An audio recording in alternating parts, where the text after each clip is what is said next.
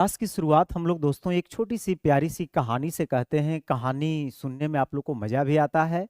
तो चलिए आज की बात हम लोग एक कहानी से कहते हैं। मैं ओशो का एक प्रवचन सुन रहा था यूट्यूब पे। बहुत अच्छा प्रवचन उनका रहता है। आप लोग भी सुनते होंगे, जानते होंगे, मैं ऐसा मानकर चलता हूँ।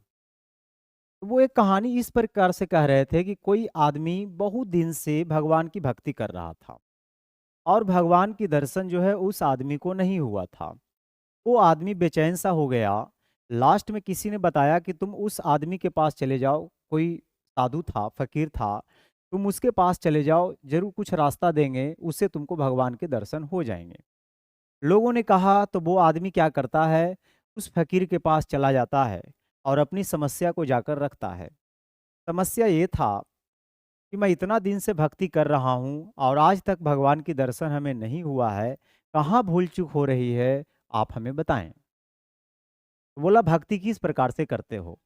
वही बताया कि जब टाइम मिलता है तब कर लेता हूँ। ठीक है, तो बोला अच्छी बात। भगवान के दर्शन करना है? बोला हाँ, करना है। बोला चलो नदी में। बगल में ही नदी था, तो डर भी लगने लगा कि नदी में क्या करेगा ले जा कर के। लेकिन फ़कीर जो था थोड़ा बलवान था, हट्टा-कट्टा था। अब वो आदमी थोड़ा हमरे जैसा था, ठीक है। उसको डर भी लगा कि अगर नहीं जाएँगे तो फिर पता नहीं क्या करेगा। चलो स्नान ही करने की बात है, चलो नदी में स्नान कर आते हैं। तो दोनों नदी में स्नान करने के लिए गया। बोला जाओ नदी में कूद जाओ और स्नान करके बाहर आओ। जैसे ही वो स्नान करने के लिए नदी में कूदता है, फ़कीर भी कूद जाता है उसी पे और उसको पानी के अंदर दाब देता है। जब पानी के अंदर उसको दाब देता है तो बिल्कुल वो बेचैन सा हो गया कि अब तो ये मारने का पूरा प्लान कर लिया है। हम आए थे कुछ और पूछने के लिए, हमको कहीं और भेज रहा है। लगता है भगवान से दर्शन हमको मरने के बाद ये करवाएगा। ऐसा विचार चल रहा था कि अक्सर सुनते हैं कि मरने के बाद जो है भगवान के दर्शन हो जाता है, तो ये फ़कीर हमको मार ही देगा आज। उसको ये मन में बैठ गया, काफ़ी डर लगने लगा उसको। विचार ये चल रहा था, लेकिन जब आदमी को जब मरने-मरने को होता है, जब जान की बाजी आ जाती है, तो एनर्जी का तीसरा लेयर भी जाग जाता है और वो पूरी ताकत लगा दिया लास्ट में और वो फ़कीर को फेंक करके पानी से बाहर आ गया। पानी से बाहर आ गया, पूरा गुस्सा में एकदम जो भी बोलना था वो बोला। फ़कीर हँसने लगा, बोला जो बोलना है बोल लो, लेकिन मेरे सवालों का तुम जवाब देते जाओ। बोला सवाल क्या है? तुम सवाल पूछो, तुमने तो बवाल कर दिया, तभी तो तुम हमको मार ही देता। बोला सवाल ये है कि जब हम तुमको दबा रहे थे, तो क्या चल रहा था तुम्हारे अंदर?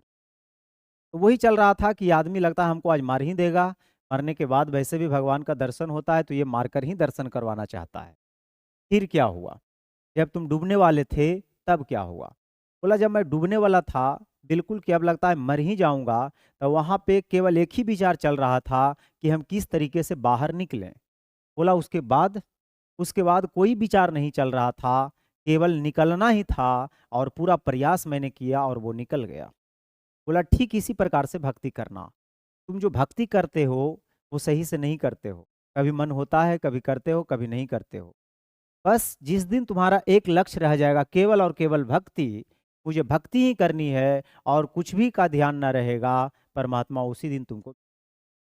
तो ये कहानी मैंने इसलिए कहा कि आप लोग के लिए शायद ये बहुत अच्छा रहेगा। ये एक मोटिवेशन का काम करेगा। कि आप लोग जो पढ़ाई-लिखाई करते हैं, वो जो पहले भक्ति कर रहा था वो आदमी, उस तरीके से करते हैं। तो उस तरीके से कभी भगवान मिलने वाले नहीं हैं। तो लास्ट में जो डूबने वाला था, उस तरीके से वो प्रयास किया निकलने का, वही प्रयास हमें जीवन के हर एक क्षेत्र में करनी है, लेकिन एक बार में एक ही क्षेत्र को चुनना है।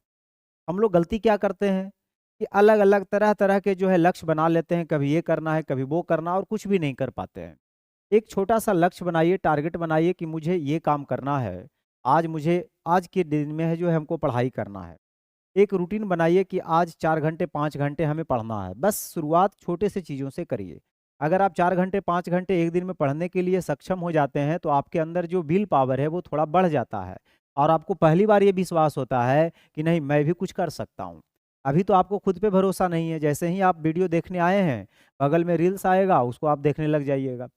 तो हम टारगेट लेकर चले थे कि हम आज सीआई का पूरा लेक्चर देखेंगे, लेकिन बगल में जैसे ही रील आया, हम उसको देखने के लिए लग गए। तो ऐसे काम नहीं चलेगा, हमें एक दिशा में जो है अपने एनर्जी का फ्लो करना होगा, तभी हम मंजिल तक पहुँच सकते हैं, अदरवाइज़ नहीं पहुँच सकते। और इसके लिए संकल्प जो शक्ति है आपके भीतर, आप उसको जगाएँगे तभी आप पहुँच सकते हैं।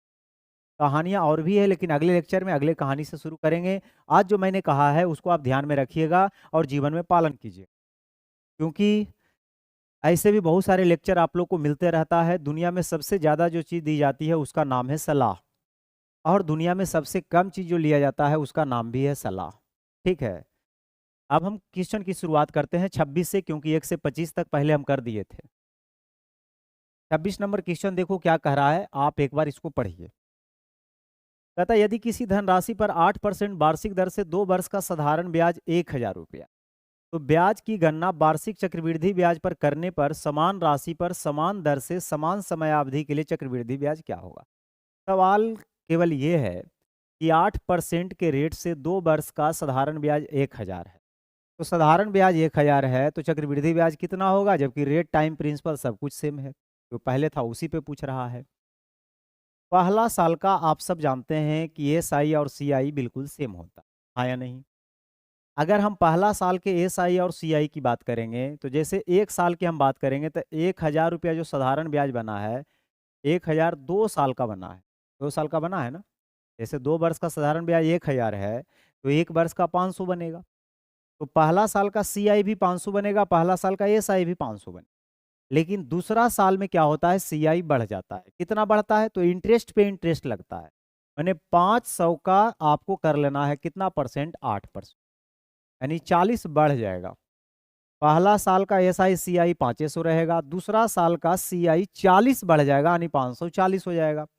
तो 500 और 500 1,040 सवाल का उत्तर है। बिना पेन का हो गया, अगर कॉन्सेप्ट को समझे हुए होंगे तब। इसके पहले वाले लेक्चर में पूरा मेहनत किया है, आप प्लीज उसको देख लेंगे तो ज़्यादा अच्छा रहेगा। आगे बढ़ते हैं। यदि 2 वर्ष पहले रवि ने मोनू से 4% वार्षिक चक्रवृद्धि ब्याज की दर पर 3,000 रुपये की राशि उधार ली थी, से चुकाने के लिए रवि द्वारा मोनू को कुल कितना राशि का भुगतान करना होगा। कुल राशि की बात कर रहा है, यानी अमाउंट की बात कर रहा है। तो 2 वर्ष पहले लिया था 4% पर, अगर ब्याज की बात करिएगा तो ये वाला फॉर्मूला पता है ना, 2x प्लस एक्स स्क्वायर बटे 100% 2 साल का ब्याज होता है। तो यहाँ पे आप 4 अगर रखिएगा तो 4 दूना 8 और 4 का स्क्वायर 16, यानी 2 साल का जो ब्याज बनेगा 8.16 है ना। इतना परसेंट का ब्याज बनेगा, तो इतना परसेंट आप निकाल लीजिए। अगर 3,000 का आप 8.16% निकालिएगा तो इसके लिए 2 जीरो, पॉइंट हटेगा, नीचे 100 आएगा, 1 जीरो तो कटेगा, मल्टीप्लाई करना है, 16 48 और 8 24, यानी 244.8, ये बनेगा हमारा सीआई। तो 244 जोड़ देंगे 3,000 में तो आ जाएगा 3244.8, यानी डी ऑप्शन बिल्कुल सही। तो बिल्कुल बोलते बोलते इसको बना देना है, ऐसा कुछ नहीं है कि बहुत ज़्यादा हार्ड क्वेश्चन पूछ लिया जाता है। जैसे देखो आगे, 3,500 रुपया की राशि को 5% वार्षिक चक्रवृद्धि ब्याज पर निवेश किया जाता है, जो वार्षिक रूप से संयोजित होता है, तो वह अवधि क्या है जिसके लिए चक्रवृद्धि ब्याज 358.75 है। अब यहाँ टाइम पूछ रहा है। जब भी टाइम पूछे ना, एक बात बताइए, 5% का मतलब क्या होता है, 1/20। इसका मतलब मूलधन अगर 20 रहेगा तो हमारा अमाउंट जो बनेगा वो 21 बनेगा, यही ना। ये तो रेशियो बनेगा, लेकिन रियल में अगर देखा जाए तो मूलधन कितना है, 3500, और इसमें ब्याज बना है 358, यानी 300 जोड़ दीजिए 3500 में तो 3858.75। अब इसको रेशियो करिएगा ना तो आपको पता चल जाएगा कि यह स्क्वायर हो रहा है कि क्यूब हो रहा है। मेरी बात को समझ रहे हैं, यह स्क्वायर हो रहा है कि क्यूब हो रहा है, जब रेशियो करिएगा तब आपको पता चल जाएगा। देखिए 35 तो किसी का स्क्वायर क्यूब होता नहीं है, तो ये 35 से कटेगा, मैं ऐसा मानकर चलता हूँ। ठीक है, एक बार में इसमें बच गया 3, 35 से एक बार में 0, 35 दूना 70, और इसमें कितना 35 बचे 125, हाँ जी कट गया।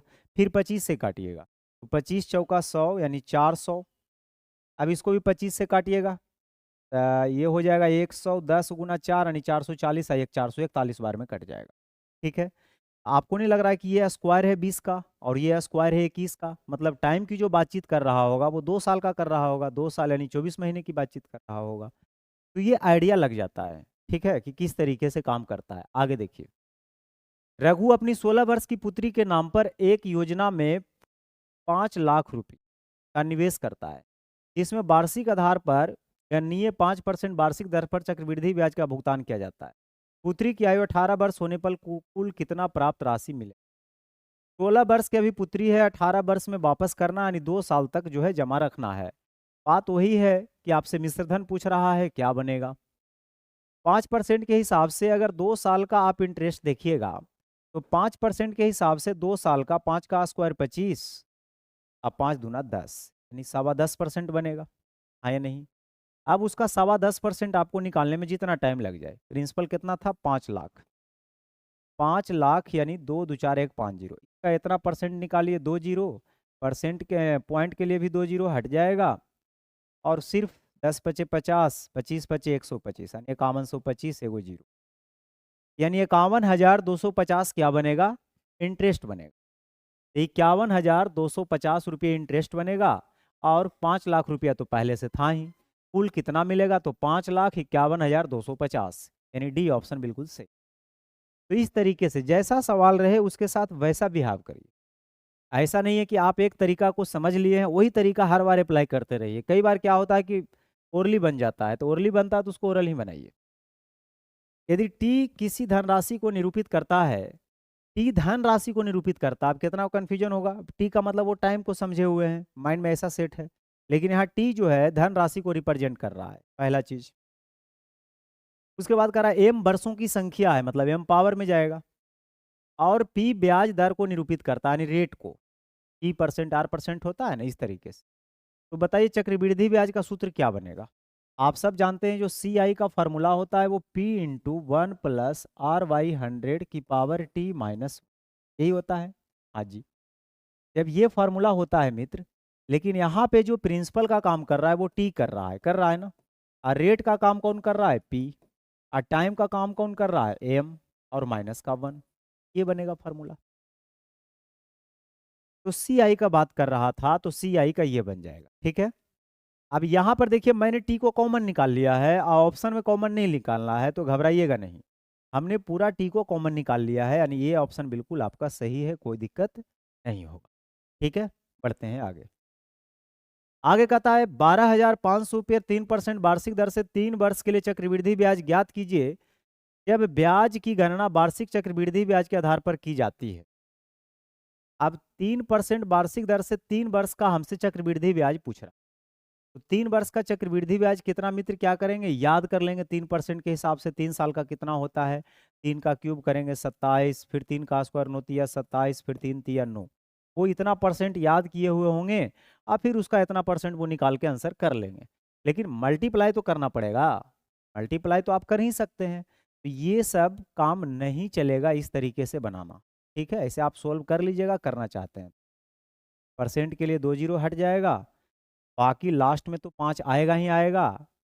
लास्ट में तो कहिएगा 5 कैसे आएगा? 7 बचे 35 बन रहा है। अच्छा, निकटतम पूर्णांक में पूछ रहा था, फिर एग्जैक्ट भी नहीं है, इसलिए डिजिटल सम भी यहाँ नहीं लगाइएगा, और इसको मल्टीप्लाई आप कर भी नहीं सकते, तो वो सब छोड़ना पड़ेगा यहाँ पे। तो हम आते हैं दूसरे तरीके।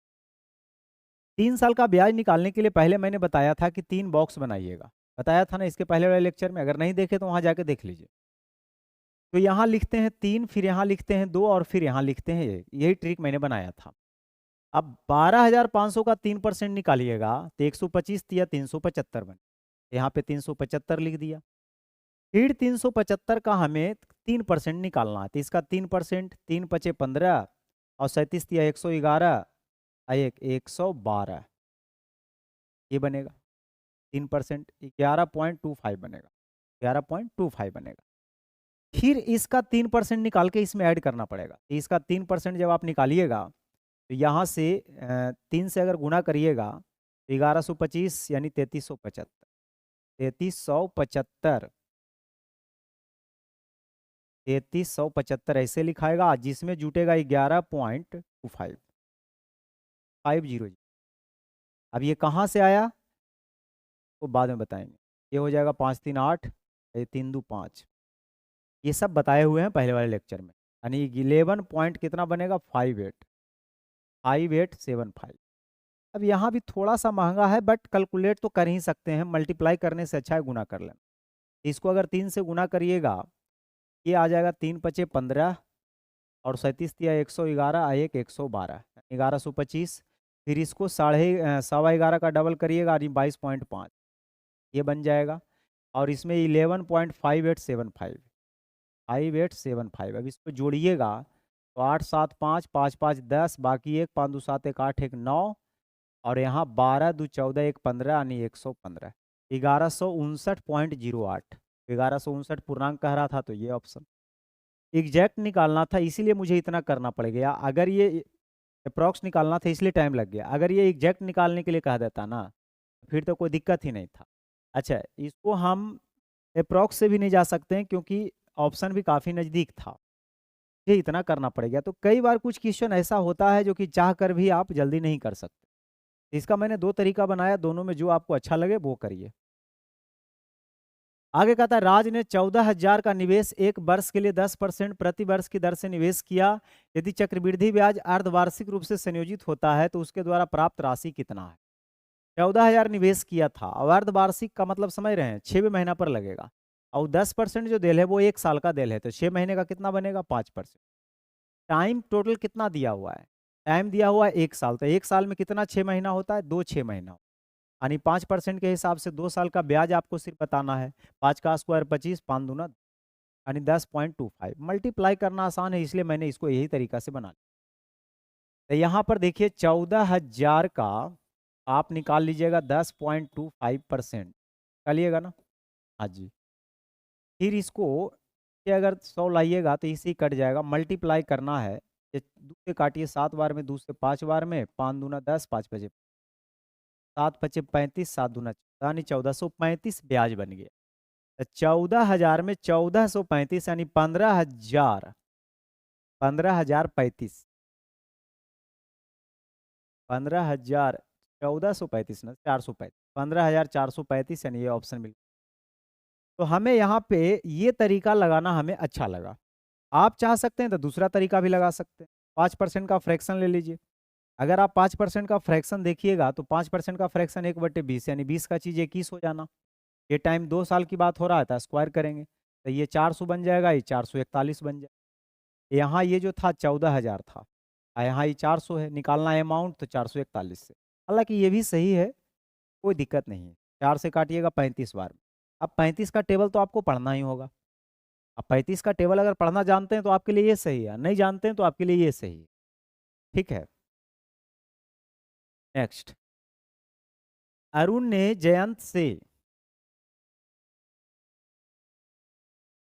ठीक है, अरुण ने जयंती से 10% वार्षिक चक्रवृद्धि ब्याज की दर पर 9,000 रुपया की राशि उधार लिया।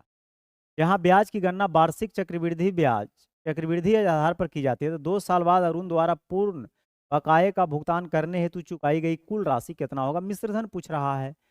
10% के हिसाब से 2 वर्ष का हो जाएगा, 10 दूना 10 का स्क्वायर 100 यानी 1 10 दूना 20 यानी 21% ब्याज बनेगा। और चक्रवृद्धि ब्याज नहीं पूछ रहा है, अमाउंट पूछ रहा है। इसका 21% आप निकाल लीजिए, 21 नमा 189 यानी 1890 ब्याज बनेगा। तो 9,000 में 1890 अगर जोड़िएगा तो 10,890 बन जाएगा। देख लो बिना पेन का हो गया। इतना कैलकुलेशन तो आप कर ही सकते हैं, है कि नहीं? आगे बढ़ते हैं। ब्याज की गणना वार्षिक चक्रवृद्धि ब्याज के आधार पर करते हुए निश्चित चक्रवृद्धि ब्याज की दर पर जमा की गई 36,000 की धनराशि 6 वर्ष बाद स्वयं का 3 गुना हो जाती है। तो समान चक्रवृद्धि ब्याज की दर से 18 वर्ष बाद वह कितना हो जाएगा? जब भी ऐसा सवाल रहे कि 6 साल बाद 3 गुना, जैसे कुछ पैसा मान लो पहले से जमा था, 6 साल अगर आप रखते हैं तो ये चीज़ 3 गुना हो जाता है। एक का चीज़ मान लो 3 हो गया, फिर 6 साल रखेगा तो फिर 3 गुना यानी 3 तिया 9 हो जाएगा, फिर 6 साल रखेंगे फिर 3 गुना यानी ये 27 हो जाएगा। तो हर 6 साल में ये क्या हो रहा है? हर 6 साल में 3 गुना हो रहा है। अब 18 वर्ष चाहिए तो 6 6 12 6 18 तो कितना गुना हो गया? एक का चीज़ 27 हो गया मतलब 27 गुना। तो जो भी पहले पैसा था उसका 27 गुना हो जाएगा। तो 36,000 था ना तो 36,000 को 27 से गुना करना पड़ेगा। 6 कम 42 लास्ट में 2 आएगा 3 गो जीरो, लास्ट में 2 3 गो जीरो तो बहुत जगह है ना? कर लीजिए मल्टीप्लाई, क्या दिक्कत है? 3 जीरो को खाली छोड़ दीजिए, इतना को 27 से करिए, 6 कम 42 बाकी कितना 4 यानी 12 21 33 और 4 33 और 4 37 बाकी 3 3 दूना 6 3 9 72 972 कहाँ है? सी ऑप्शन में लगा हुआ है। सही है। जबकि इतना भी टाइम नहीं लगाना है। मैंने कल बताया था कि 6 साल में तिगुना हो जाता है, तो 18 वर्ष में कितना होगा? यानी 6 वर्ष से 18 वर्ष, कितना 6 वर्ष लगेगा? 3 6 वर्ष। तो आपको डायरेक्ट 3 की पावर 3 कर लेनी है, यानी 27। लेकिन यही सही है, फिलहाल आप ऐसे ही समझ। आगे देखिए, ब्याज की गणना वार्षिक चक्रवृद्धि ब्याज के आधार पर करते हुए 2400 रुपया की धनराशि पर 5% वार्षिक चक्रवृद्धि ब्याज की दर से 2 वर्ष में प्राप्त मिश्र धन कितना हो? अब मिश्र धन कह रहा है तो रेशियो मेथड भी सही रहेगा। 24 से गुना हालांकि कर सकते हैं, 5 के हिसाब से 5 का स्क्वायर 25, 5 दूना 10। 10.25 को 24 से मल्टीप्लाई करना है, फिर 2400 में जोड़ना है, टाइम लगेगा। इससे अच्छा है कि आप रेशियो मेथड लगा लीजिए। तो 5% का फ्रैक्शन 1/20, यानी 20 का चीज़ 21 हो गया। 2 साल की बात कर रहा था, स्क्वायर कर देंगे, यानी मूलधन 400, ये मिश्रधन 441। अब यहाँ मूलधन 2400 बात कर रहा था, यहाँ 400, मिश्रधन कह रहा है 441। तो यहाँ पर ये हमको अच्छा लगा, तो आप ऐसा ही बनाइए 2646। ठीक है, आगे।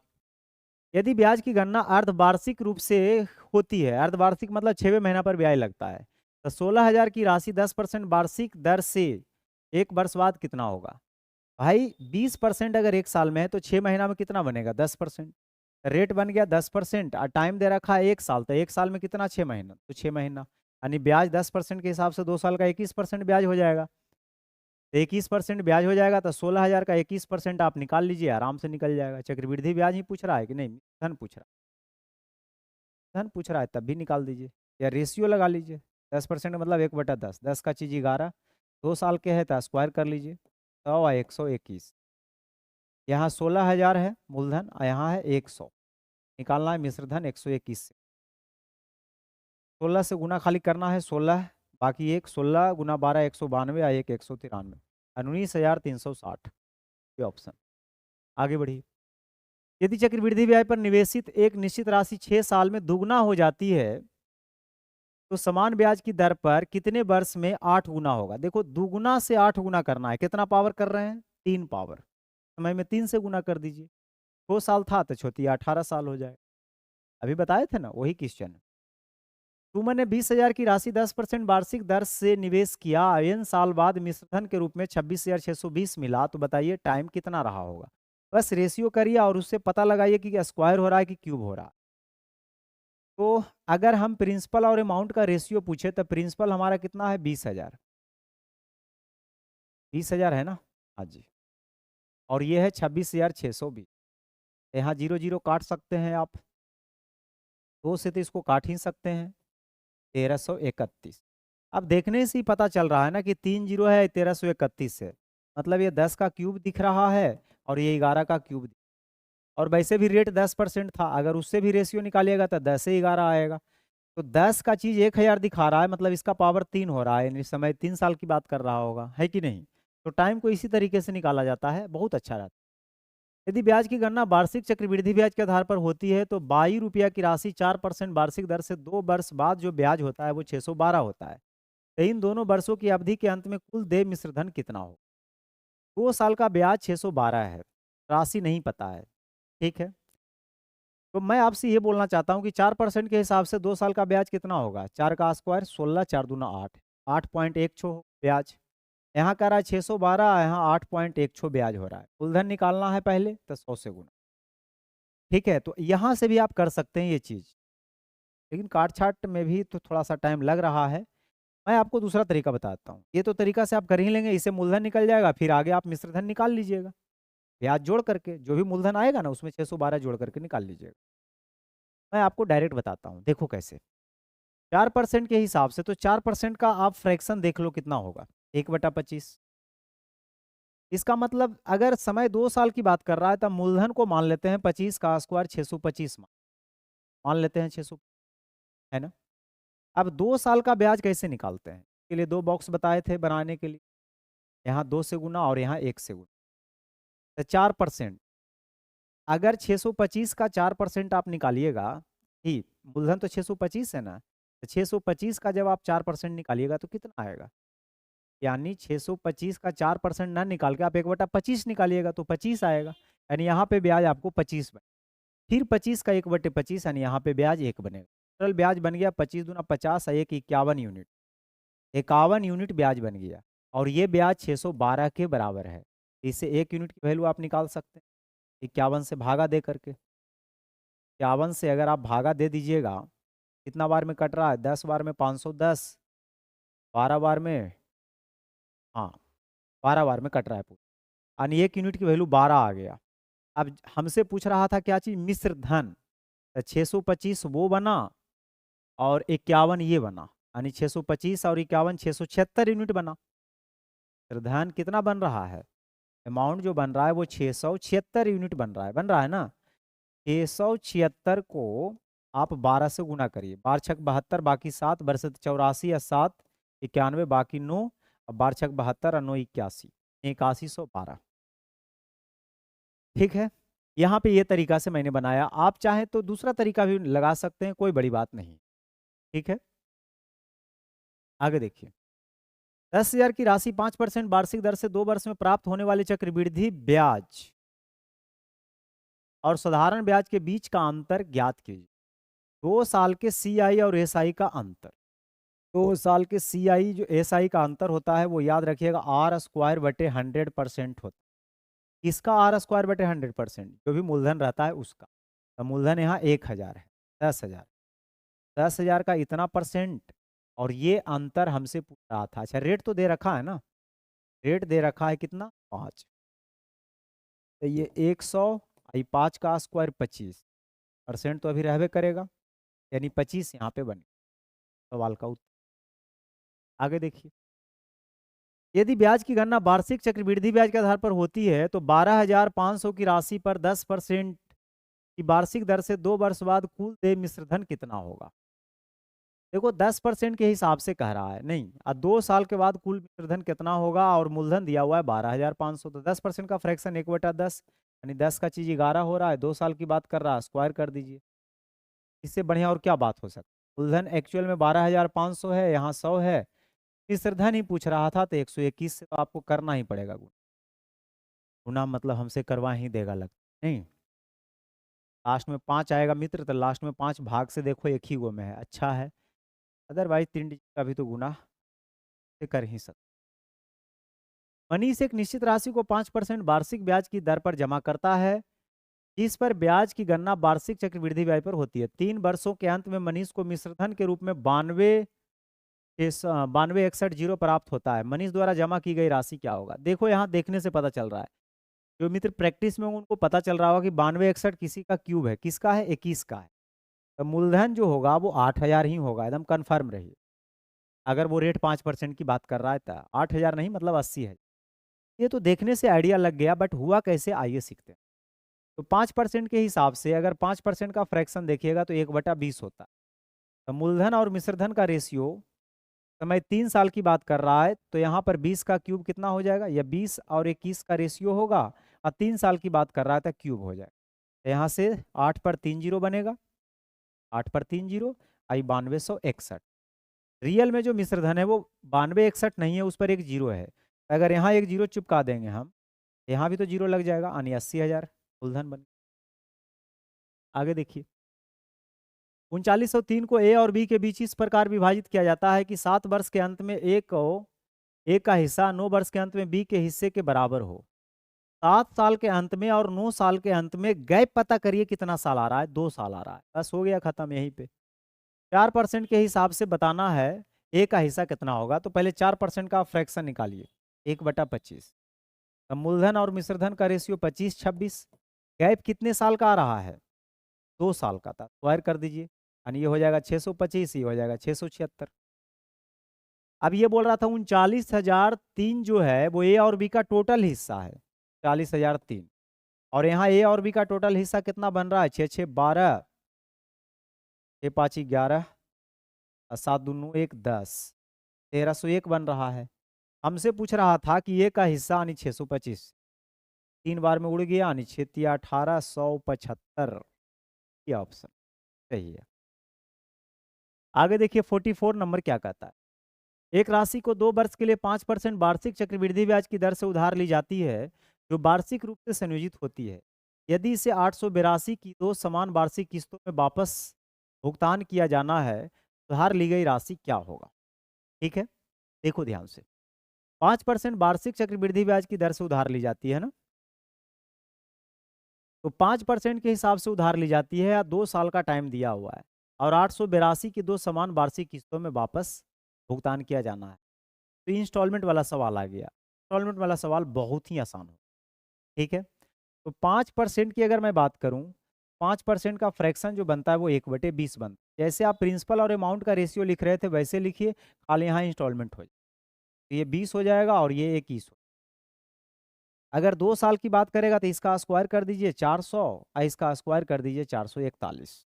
3 साल की बात करेगा तो फिर इसका क्यूब करना पड़ेगा, लेकिन 2 ही साल की बात कर रहा है। इंस्टॉलमेंट को सेम रखना है तो ऊपर 21 से। अब ये होता है टोटल प्रिंसिपल, 21 दूना 42, 420 और 400 यानी 820। आई जो आपको दिख रहा है ना 441 यानी 882, ये टोटल दी गई राशि मैंने देय धन होता है।